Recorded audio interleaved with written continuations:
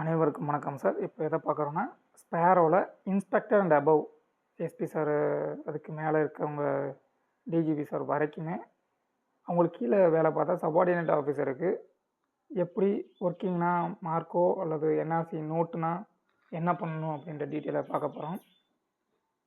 நமக்கு தெரியும் DNB ஸ்பேரோட URL தெரியும், https://tnpsparo.gov.in tn.gov.in. அதை மேலே இருக்க சர்ச் பாக்ஸில் கிளிக் பண்ணோன்னா Sparrow page, login page open ஆயிரும். அதில் யூசர் ஐடி பாஸ்வேர்டு அதுவும் நமக்கு தெரியும். யூசர் ஐடி பாஸ்வேர்டை போட்டு லாகின் பண்ணோம் அப்படின்னா இந்த பேஜுக்கு வந்துடும். இதில் மைபேரில் என்ன பண்ணணும் அப்படிங்கிற டீட்டெயில் எல்லாத்தையுமே முன்னாடியே பார்த்துருக்கோம். இப்போ அசஸ்பேர் மைபேரில் தான் ஓப்பன் ஆகும். இன்பாக்ஸில் அசஸ்பேருக்கு ஒரு கிளிக்கு பக்கத்துலேயே தான் இருக்கும். அதில் வச்சு ஒரு கிளிக் பண்ணோன்னா அசஸ்பேருக்கு போயிடும். இங்கே ஒர்க்கிங் ஒன்று வந்திருக்கு, நோட் ஆர்டர் ஒன்று வந்திருக்கு. இப்போ ரெண்டையுமே என்ன பண்ணணும் அப்படின்ற டீட்டெயிலை பார்த்துருவோம்.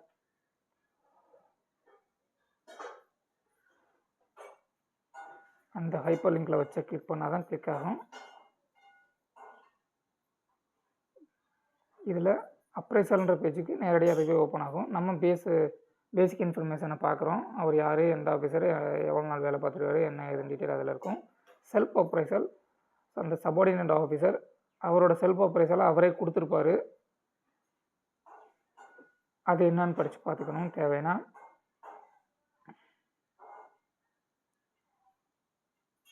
அப்புறம் அப்ரைசல் இங்கே தான் சார் நம்மளோட ரோலு இங்கே தான் இருக்குது. ஃபஸ்ட்டு கேள்விக்கு ஆஃபீஸர் அசஸ்மெண்ட் கொடுத்துருக்காரானா, எஸ் கொடுத்துருக்காரு. ஃபிசிக்கல் கெப்பாசிட்டி குட் அல்லது ஃபிட் ஃபார் டியூட்டி அது மாதிரி டைப் பண்ணிக்கலாம். இங்கே இருக்க ஒவ்வொன்றுக்கும் ஒரு வெயிட்டேஜ் கொடுத்துருப்பாங்க சார். 3 இருக்கும், 3மே ஒவ்வொரு வெயிட்டேஜ் கொடுத்துருப்பாங்க. இப்போ ஃபஸ்ட்டு இருக்கிறது ஒர்க் அவுட்புட்டுக்கு நான் 40% கொடுத்துருக்காங்க. ஒவ்வொரு கேள்வியும் தனித்தனியாக மார்க் கொடுத்துக்கலாம். அவங்க அபிலிட்டி எல்லாத்தையும் பொறுத்து தனித்தனியாக மார்க் கொடுத்துக்கலாம். ஓவரால் மார்க் அதுவே வந்துடும், அதுவே கால்குலேட் பண்ணி வந்துடும்.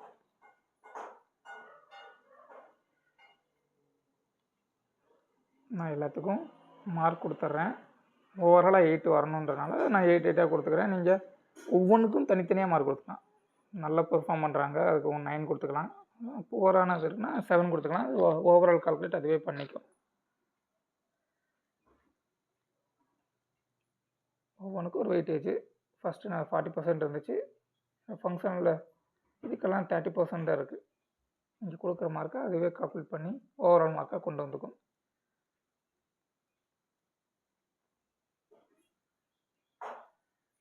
இது ரிப்போர்ட்டிங் ஆஃபீஸர் செய்ய வேண்டிய வேலை. இன்டெகிரிட்டியில் பியாண்ட் டவுட், சந்தேகத்திற்கு அப்பாற்பட்ட அப்படின்ற வார்த்தையை பயன்படுத்துகிறோம். அந்த ஆஃபீஸரை பற்றின பென் பிக்சர் ஏதாச்சும் ரிமார்க்கு அல்லது நல்ல விதமாக எழுதணும் எதாக இருந்தாலும் இந்த கட்டத்தில் எழுதிக்கலாம்.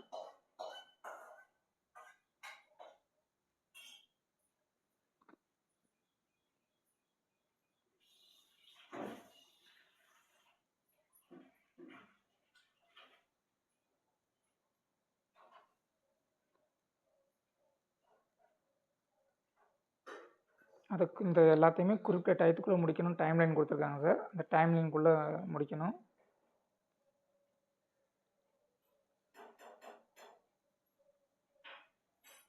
உங்களுக்கு கீழே வேலை பார்க்குற சபார்டினேட் ஆஃபீஸர் அவங்களோட செல்ஃப் அப்ரைசலை எப்போ முடிக்கிறாங்களோ முடித்தவொடனே அவங்களுக்கு சென்ட் பண்ணிடுவாங்க. அதனால் அதை பீரியடிக்கெல்லாம் நீங்கள் செக் பண்ணி பார்த்துக்கணுங்க சார். அந்த ஒரு 2-3 மாதம் தான் அந்த பீரியடிக்கில் செக் பண்ணி பார்த்துக்கணும். ஏன்னா ஒவ்வொரு ஆஃபீஸரும் ஒவ்வொரு டைமில் அனுப்புவாங்க.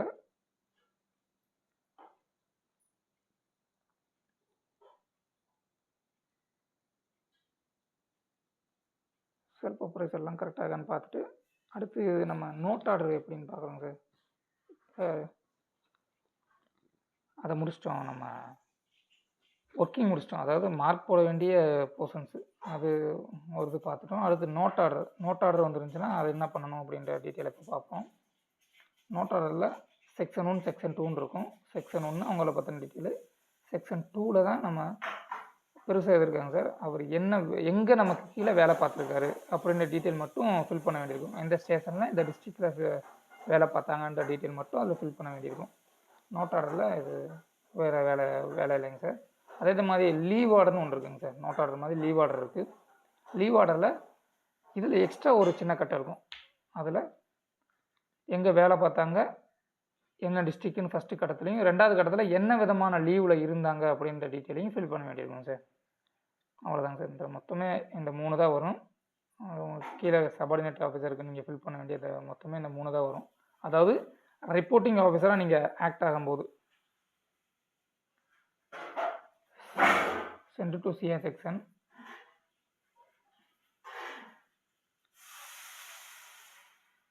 செக்ஷன் 1 and 2 செக் பண்ணிவிட்டு கீழே சென்ட் டு சிஆர் செக்ஷன் இருக்குல்லைங்க சார், அதை தான் இதோட வேலை முடியும். ரிப்போர்ட்டிங் ஆஃபீஸருக்கான வேலை. Continue sign in. உங்கள் ஆதார் கார்டோட கடைசி 3 டிஜிட் நம்பர் கீழே இருக்க ரேடியோ பட்டனை கிளிக் பண்ணிவிட்டு ஓகே பண்ணுறீங்க. அது நேரடியாக ஆதார் பேஜுக்கு போய்விடும்.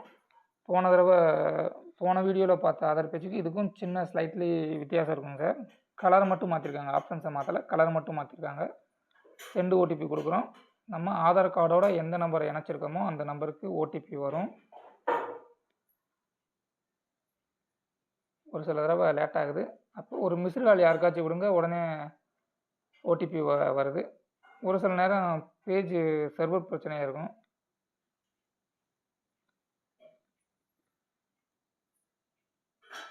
அந்த கண்ணு மாதிரி இருக்கிறத கிளிக் பண்ணிங்கன்னா என்ன நம்பர் அடிக்கிறோன்றது தெரிஞ்சிடும்.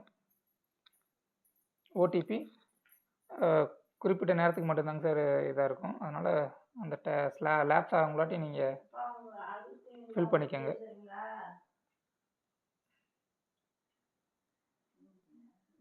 யூசர் ஐடி பாஸ்வேர்டை ஃபில் பண்ணுறோம். ஒரு தடவை ஃபஸ்ட் தடவை இப்படி தான் வெளியே போகும். அது முடிஞ்சிருச்சுன்னு நமக்கு அர்த்தம் இல்லை. நம்ம திருப்பியும் லாகின் பண்ணி இப்போ பண்ண வேலையே தாங்க சார், அதவே தான் திருப்பி பண்ண போகிறோம். ஆதார் கார்டோட கடைசி 3 டிஜிட் நம்பரு, ரேடியோ பட்டனை, கெட்டு ஓடிபி,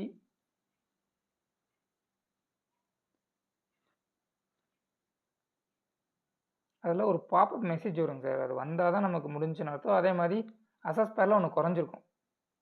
குறைஞ்சிருந்தால் தான் நமக்கு முடிஞ்சுன்னு அர்த்தம். முடிஞ்சு நினச்சிட்டு விட்டுறக்கூடாது. ஃபஸ்ட் தடவை அப்படி தான் லாக் அவுட் ஆயிடுது.